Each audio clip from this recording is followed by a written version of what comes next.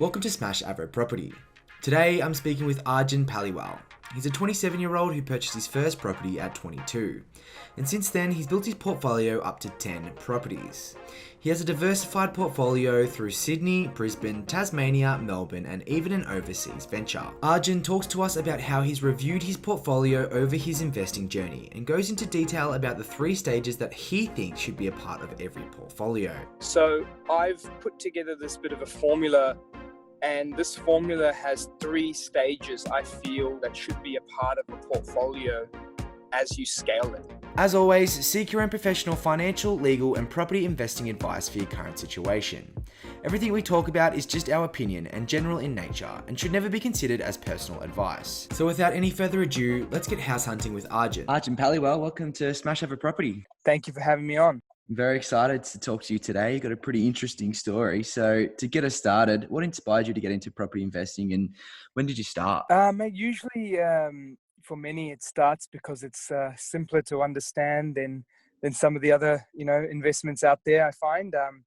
And for me it was partly that, but also family had a big influence with my dad, being in the property space across New Zealand in the past before moving here. And then also the role that I was in a banking and financial services space, and naturally you get surrounded by hearing lots of stories, and that sort of gets you going.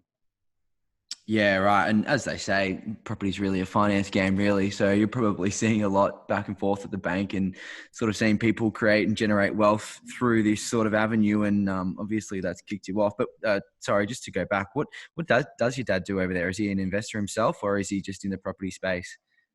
Yeah, so he's an investor himself across multiple commercial and residential properties in New Zealand, and he lives now in Australia. But that's where it's sort of I grew up in New Zealand before moving here, and seeing all that sort of come together and seeing the stuff happen, that sort of played a big part in it. Yeah, that's incredible. So how long ago did you move here? And then how old were you when you bought your first investment? So I moved to Australia 2010 in November, and it's coming close to 10 years. And with that period, I actually purchased my property with my wife at 22. And when we purchased it, I think we'd been here for a couple of years in Australia, it was around 2015. So I moved here at 18 and got into the first property in 2015. Yeah, right. So it's all pretty recent stuff. It's like you've been in the game for 10 years, generated a pretty good portfolio since. So walk us through from your first one up until where you are now, how old you are and how many you got in your portfolio. Yeah, so we've got a total of 10 properties together in the portfolio. And that started from that first one there, and which is in Sydney in the northwest.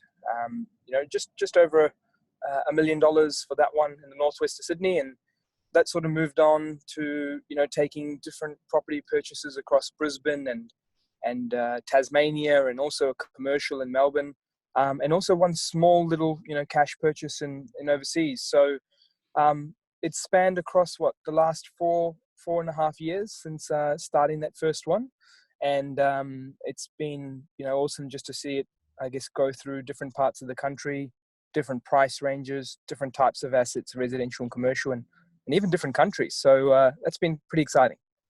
Yes, obviously got a very diverse portfolio, which is the main driver for some is to sort of diversify their investments and be covered in most areas, which sounds like you did. So, I mean, for the younger listeners who are sort of aspiring to be in your shoes, how did you go from that first one to now 10? I mean, what are sort of the things you did along the way that helped you build the portfolio? Yeah, so there's a few things to mention on that, right? So number one is similar to our jobs, the finance and property markets work in a similar way, and I'll tell you what I mean by that example. Like, imagine whichever workplace you're in, a company is constantly refining its processes, its measures of success, its areas where there's things not going so well, and it constantly improves and refines. Now, as a result, it usually does mean people's jobs, or sometimes to get the same result, is harder because they're the biggest expense at any business, people, right? And they make things from this, hey, I used to do this to be able to generate that result in my job, but I can't do this and I can't do this. And finance works in a similar way. Since finance has been going along, it does get harder, or it does, get scrutinized in certain areas, and rules get tighter. So the first thing to point out is it's definitely not as easy for people who are at it today. It is possible, but not as easy to get the same results. And looking back, when I think of what all came together, I'd say it's a combination of, number one, incomes. It's very easy to stay focused on the property, the location, the returns, but sometimes it's much more important to look at what are you doing in your own journey, whether it be, in a job or a business. How are you growing your income? Because usually income growth comes as a result of adding value to people, right? And adding value to a lot of people equals more income in some roles. And so I find that was a big change for my wife and I, focusing on building our incomes over time, our career growth.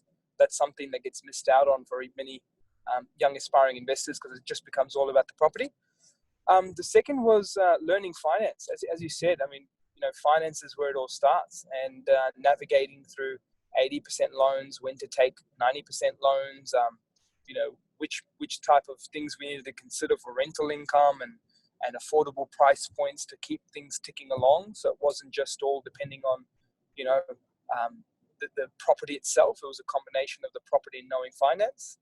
And the last thing is, when we got started, me and my wife, we joined forces with our parents to get into that first one, and that was a big help as well, right? And I'm never going to shy away from how important that can be. For some people, it's like, you get that first one and then you have some equity growth, and as a result, your equity growth takes you to multiple others. That wasn't the case for us. Yes, the equity grew, but getting into that first property was more of a realization for us to say that, okay, all four of us have chipped in to get this first property, but it helped us realize that the debt, the mortgage, and all these things, they weren't as expensive as we thought, because we were having good savings plans or having good incomes. And that's when it pushed us to go, you know what, we need to take this portfolio further, and we can, and we've got comfort, because even after this first one, we were so scared about and unsure of how to go about it and go into it. It wasn't as bad as it felt like it would have been before going into it. So I'd say those are the few combinations that helped us really roar ahead with the portfolio. Yeah, I think that's great value. I mean, the parents is definitely the big one. I speak to a lot of younger investors now these days, and they say, well, it's just impossible to get into the market. I read a report the other day. It was like, it used to take 6 years to save a 20% deposit. Now it takes 10 years. And, if you're starting at 18, you can't save a deposit until you're 28. So leveraging your parents to either, give you a bit of cash buffer or a deposit to get in, or even to be guarantors on a loan, significantly helps out that journey. I mean, compound growth is your greatest asset. So the sooner you can get in and watch that compound grow, the better off you're going to be. But yeah, I love that you talk about the lending environment too. A lot of people are talking about how harder it is these days to get money. And I'm just curious about your opinion on the property cycles and the lending cycles. Do you think over time that's going to change back to becoming a little bit easier to get finance? Yeah, so I definitely am seeing snippets of areas where the regulation is looking at it from a point of what's the reality or what's the current scenario. So to give you an example, the big assessment rate, for those who aren't, I guess, aware of it, this was a buffer that banks used to say, what if interest rates go up to this amount? We should start thinking of, making sure borrowers can afford it. And 7% was the common number thrown around, or if not more. And when that changed, that obviously made a big positive difference, because now it's based on a buffer above the interest rates that the market's got. And that means the rates were hovering around 5.5 to 6.5 rather than the 7 for a lot of the borrowing capacity, which improved how much people can get in recent times. So if they currently and continue to hold that sort of approach, where they just adapt to what's happening in the market and what they can see with a bit of buffer on top, then yes, I do see finance continuing to improve. But the problem is, finance is a constant seesaw, like with regulators. One time it might be too much is going out there, and they got to think of the brakes to throw on. And one time it might not be enough, and they got to realize, are we looking at this correctly? Is it something that we're doing, or is it just people don't want to lend? And that's where the constant seesaw makes it harder than usual. But I think personally, it's at a pretty good position right now. And with the position right now, there's two ways to look at affordability. One is the deposit you build and how long it takes you. And number two is how easy it is to afford. So the easier to afford part, the loan when you have a property, is probably better now than it was across almost most of the recent decade. And when it comes to the property and the deposit that you need to put forward, that's when it's pretty unaffordable, assuming you don't want to go into the mortgage insurance space, right? So I think that's where affordability is at, in my view. It's very affordable on one side of things and not so affordable on the other, depending on where you're looking at. And then the other part of it's all about, just the banks and that seesaw. They'll constantly go between hard and easy as sort of breaks come on and off. Yeah, I think you're spot on there. We tend to overshoot with the regulators. Like if the cash rate keeps coming down, which is forecasted to come down in April, or, who knows what's going to happen in that lending environment. If it keeps coming down and interest rates keep coming down, then we're going to be able to borrow more and it's going to go straight into that property market. But, then it's going to overshoot. Is it already overshooting already? I mean, we're seeing some pretty strong recovery data come through. And, even that's lagging behind. So has it overshot already? And then at what point is APRA going to step in if they decide to do so again and sort of put the heels on the growth there? So yeah, it's such a hard one to pick. And as you say, it's exactly like a seesaw. We go too far on one side and we try and balance in the middle, but then we tend to go back down hard on the other side. And it's hard to find that balance. But for you specifically moving forward, I mean, what's your goal for property investing now? Have you got a certain number of properties that you want to get to, a certain amount that you want in your portfolio, a total sum, or what's your end goal for investing? Yeah, what's interesting about that question? It constantly changes, and that's the cool thing I love about the investing journey. You can sometimes think too big, and then it makes you analyze and break it down, and then all of a sudden you're like, hold on a minute, I need some substantial changes to do that. Whilst not impossible, I got to think of how to do it.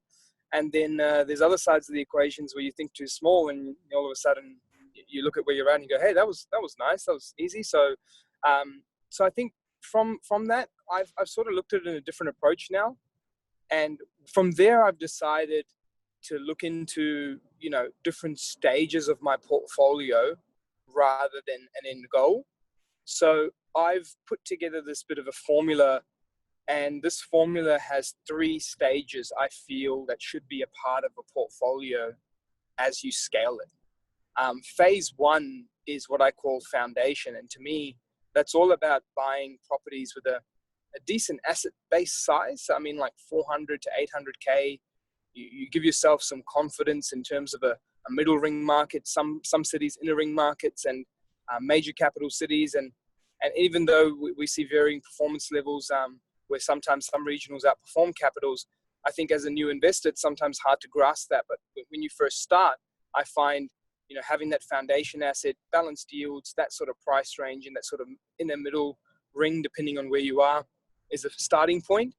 And then as you sort of move on from foundation after building one of these or 2 of these, or adding that to your portfolio, moving to what I call momentum. And momentum for me is all about, affordable bite-sized investments, 250 to 450.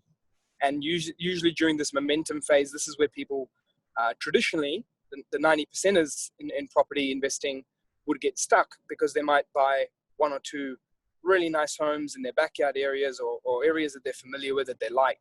And with momentum, I find it's all about taking it to getting 250 to 450k properties, getting that yield a little bit higher so you don't get stuck as the traditional property investment focused on just not the cash flow component.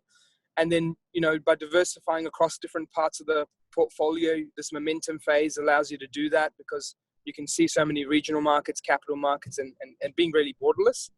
And then I call the last phase passive, where you start to add a lot of, you've done a lot of residential properties in affordable sizes, some good, really consistent markets in your major capitals, in your foundation area.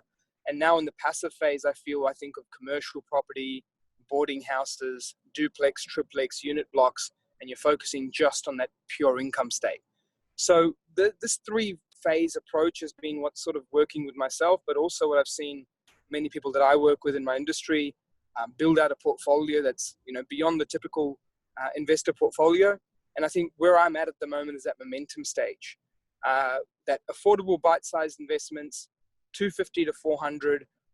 Yes, I added a couple of, commercial overseas and unit block high income assets, but I want to step back and I want to go back to this momentum phase for a little bit longer. And that way I can spread my eggs more, build that towards 5 million, which is my goal in the next 2 years. And then after that, move into a passive state where I'll stop buying, regular houses on land or affordable, good cash flow houses on land. And I'll move just towards nothing but commercial unit blocks, triplexes, duplexes, overseas property, after that 5 mil target is hit for me. And whether that goes on to 10 or 15 or 20 mil or beyond, that I'll just let it do its thing. But I just want to focus on purely cash flow after building an asset base that I feel comfortable with, which would be that 5 million number. So that's my whole journey and thought process of what I'm looking to do. Yeah, I love that. And it's kind of like, that cash flow or the momentum properties that you're talking about that do have a bit of a high yield kind of keeps the finance flowing and the cash flow coming in, which allows you to continue to buy as well. So as long as you've got that, as you say, foundation properties that have that good capital growth over time in, so they say, blue chip areas, or at least areas that have potential for good growth. And then you can continue to buy. And as you say, spread out your eggs and diversify a little bit there. It sounds like a great play. And then, I love it. So it's a great strategy all around, and I'm really impressed with it, mate. So great job. But in the properties that you've bought already, I mean, what do you think your best deal has been? I'd have to say my best deal has been a property that I purchased in Tasmania. This was a unit block of 4 that I purchased, 3 2-bedders and 1 1-bedder. When you look at it from the outside or the inside of some of the photos, you don't sometimes think it's the best one in the portfolio, which is where the visual versus investing results is where people constantly need to reevaluate on. But what I've seen it do over time is it's produced this sort of, almost unicorn type result where you've got heavy capital growth occur because that Tasmanian market just really heated up, as well as very high cash flow because I was able to buy it before the heat up and whilst it was a unit block with multiple income streams. So that sort of best in both worlds, combining it with a bit of a distressed purchase that had been on market for some time, and not all banks lend to the sort of 4 units on one block as a residential. So all these things put together made it like a perfect world. And whilst I was buying that, everyone's eyes were on different markets, and all the declines in, sort of Sydney were starting to happen and Melbourne was starting to happen. So as a result, people were sort of scared of property. And that's when I thought, you know what, I see a great opportunity here. Let me get in on it. So that would be my best buy for sure. Yeah, that's awesome. It sounds like you're a big fan of counter-cyclical investing as well. If other people's focus are somewhere else, and you're trying to snap up some good deals in a market that not everyone's attention's looking at, then that's a great purchase. So, I mean, have you made? It doesn't sound like you have, but is there many mistakes that you've made along the journey? And if you have, what would you help the listeners try and avoid, or what lessons would you distill onto them? Yeah, so I have made mistakes in the journey, and it'd be silly of me to pretend like I haven't. So what I've realized is, there are going to be multiple professionals out there across various parts of the country, and they're all going to have different levels of knowledge in the property space that they can help you add value to your portfolio. And I'm not going to say that the professionals I used didn't add value, they did. But, there's certain analysis that some people do and some people don't, and you learn along the way, right? And you learn it through sometimes the hard way, which is making mistakes, and the other way is through, just evaluating other people's mistakes, right? And what I realized was, having a look into the housing commission, having a look into the rental market, not just the price indicators. These things are so crucial. And earlier on in my journey in some of my purchases in Brisbane, whilst I see great potential in some parts of Brisbane, I used a professional to support me with properties, and that consideration wasn't taken into account with the rental likeliness, the vacancy, the socioeconomic, the demographic, the type of asset, the townhouse versus unit in that area versus the house in that area being appealing to different markets as well. And so I think if I had my time again, I'd probably rejig how I made those 3 purchases in Brisbane. The new build versus the old build example. So that's what I'd say has been a couple of pockets where I've made some mistakes on. And I took it with a more positive approach to go, look, from a cash flow wise, they're holding themselves pretty well together. And I'm in an ability to hold these assets, but also purchase many more. So if you have one bad purchase, if you have 2 properties in your portfolio, that's 50% of your portfolio. But if you have one bad purchase and it's maybe 8 to 10, that's now close to, 10%, right? So I took it in that positive light of thinking, saying that I'm just going to make many more better decisions and see where this takes me on this property. And then from there, I'll make a decision if later on down the track I need to get rid of these mistakes. But for now, I'm holding at them to see where it takes me.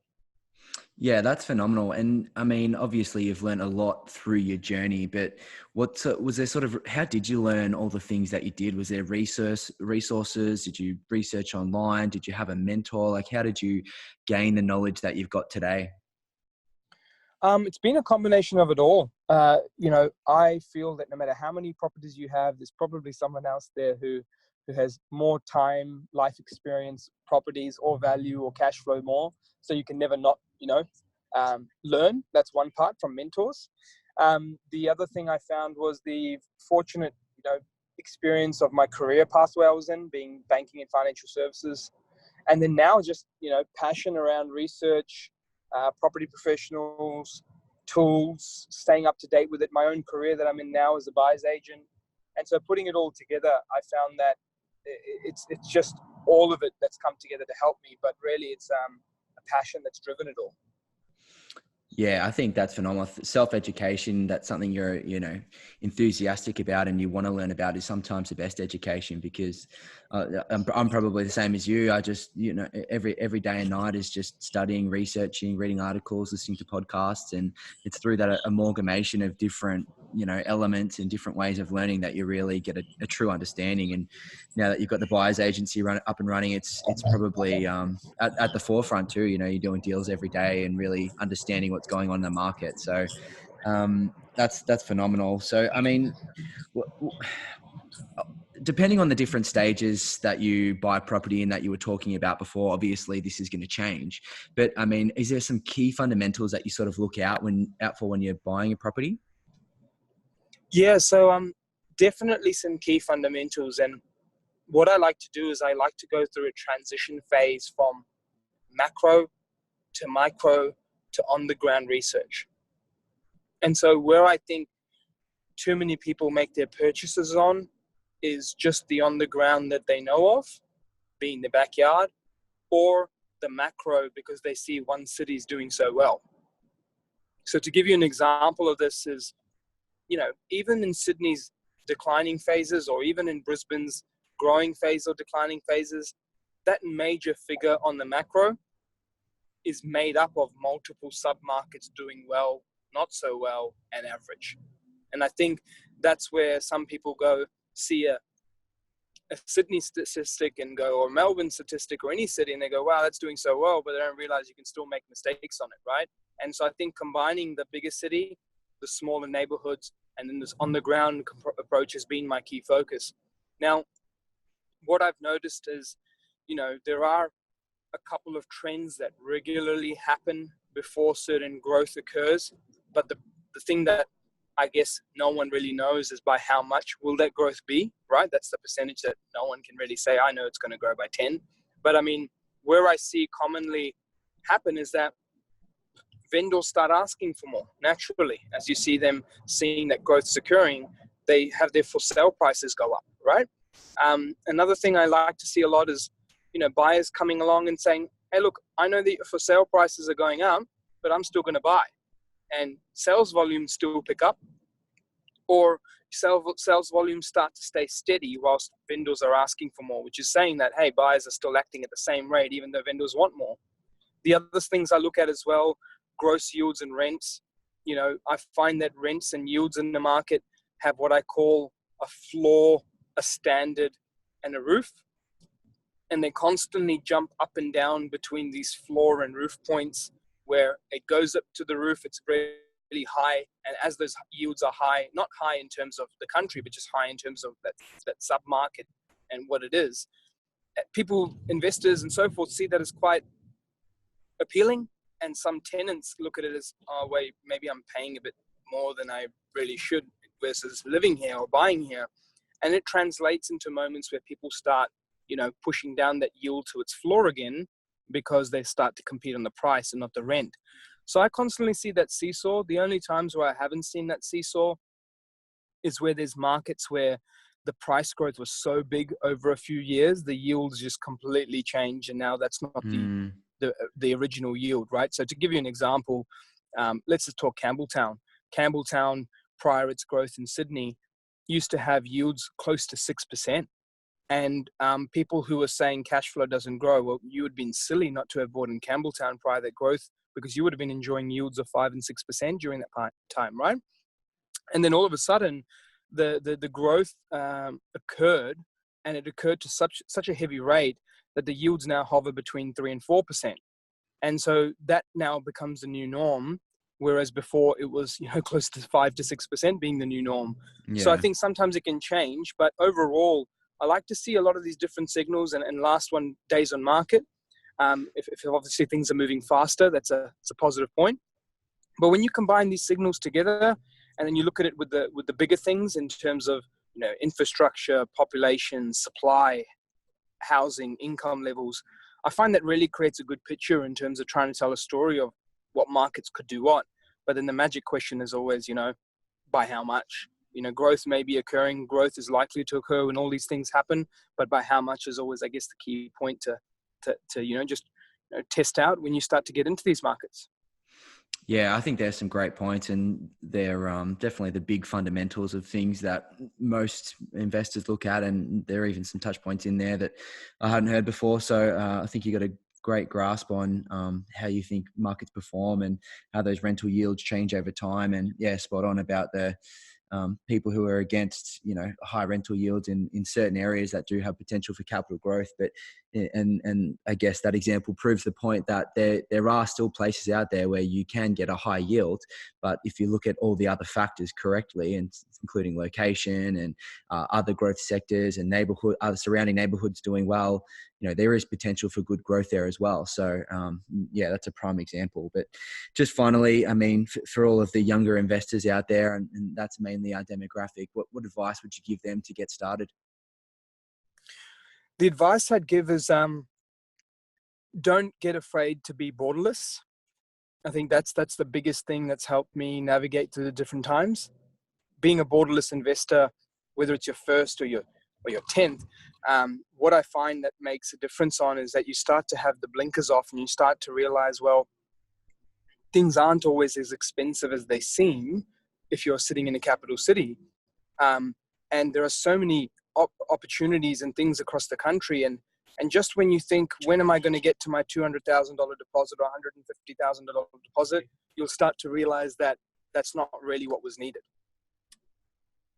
Yeah, I think that's perfect advice. If you can't save quicker than the market's growing, then you need to get in at some point. So Arjun, thanks for coming on, mate. I really appreciate it.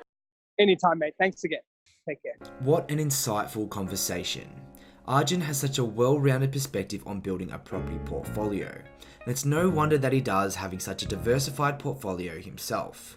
I hope you got a lot out of this episode, as I sure did. I'm always looking for more guests to come onto the show.